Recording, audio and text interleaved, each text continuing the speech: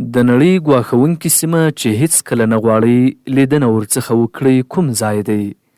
په نړۍ کې ځینې ګواښونکې سیمې شته لکه د مار جزیره، د اسکلیت ساحل، یوه سیمه چې تل ناڅرګنده پاتې شوي او د سختو جغرافیایي شرایطو له کبله څیړونکو نه ده سپړلي، هغه شمالي قطب دی چې د ډارونکو سیمو په ډله کې شتون لري. خو هغه څه دي چې دا سیمه یې په ډارونکې سیمه بدله کړې ده؟ ولې څوک لیوالتیا نه لري چې په دې سیمه کې ډیر وګرځي؟ دې سیمې ته ډیر علمي سفرونه له غټو ستونزو سره مخامخ شوي. پخوا به همدا سفرونه د کښتۍ په وسیله ترسره کېدل چې ډیری کښتۍ به په یخي کې بندې پاتې کېدلې او خلک به هلته پکې مړه کېدل. ځینې کښتۍ به ډوبې شوي او هیڅکله بیا نه پیدا کېدلې.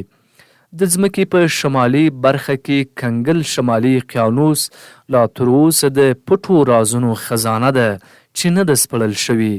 تر یخي لاندې برخو څخه لا هم کره معلومات نه دي ترلاسه شوي. مخکې تر دې چې تر یخي لاندې برخو یې خبرې وکړو، راځو پر شاوخوا اوبو یې تم کیږو. شمالي قطب د کنګل شمالي اقیانوس په منځ کې پروت دی او د یخي په وسیله سره پوښل شوی ده.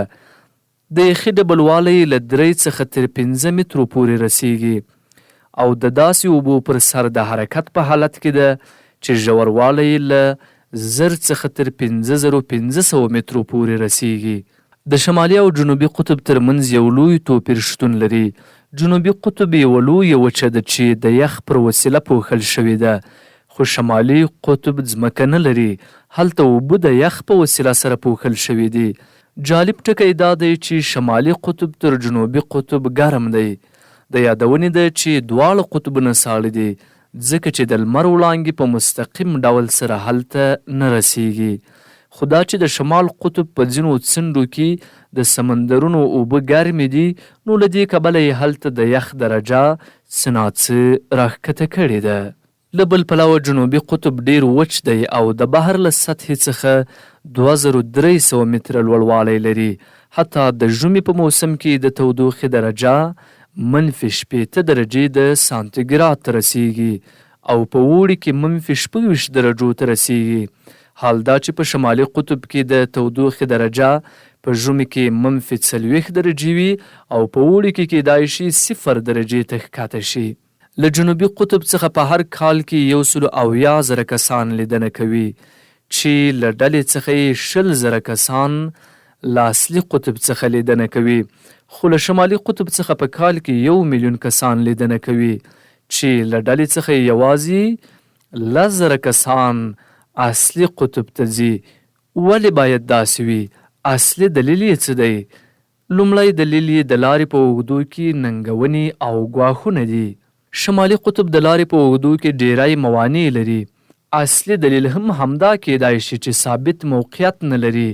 یوازې لوی یخي دي چې د اقیانوس د پاسه د حرکت په حالت کې دي. شمالي قطب ته کولی شو یوازې د الوتکو او یا هم یخماتونکو کښتیو پر مټ لاړ شو.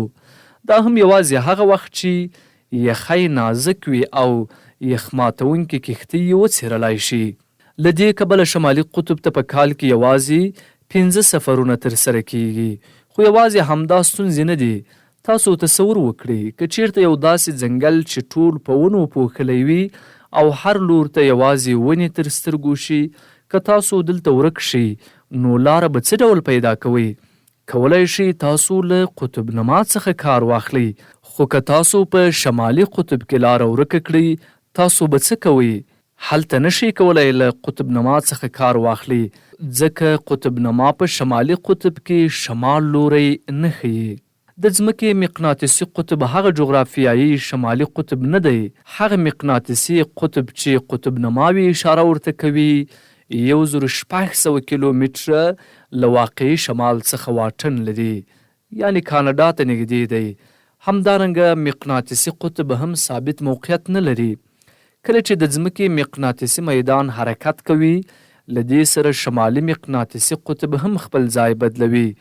د شمالي قطب او هغه شمال چې په قطب نما کې ښودل کېږي توپیر یې یوه زاویه ده چې په ستورپوهنه کې میل ورته ویل کېږي. نو که کله تاسو په شمالي قطب کې ورک شئ له قطب نما څخه کار اخیستل بې معنا دي. هغه کسان چې علمي سفرونو ته ځي څه کوي؟ دوی له ځانګړو نقشو څخه کار اخلي چې د میل زاویې پکې په نښه شوي دي. همدا علمي دلایل وو چې همدې قطب ته په ورتللو کې خنډ ګرځي. عملي دلایل هم شتون لري. یو لوی دلیل یې هلته د سرفنا نشتون دی. هیڅوک هم هلته ژوند نه کوي. هیچا هم تر اوسه هڅه نه ده کړې چې هلته په شمالي قطب کې یوه ټولنه رامنځته کړي او د تل لپاره هلته واوسیږي. همدا د یخ غرونه دي چې په قطب کې له نورو یخچالونو څخه بیل شوي دي. د کښتیو لپاره زیاتې ستونزې رامنځته کوي لکه د ټیټانیک کښتۍ چې ورسره مخ شوله.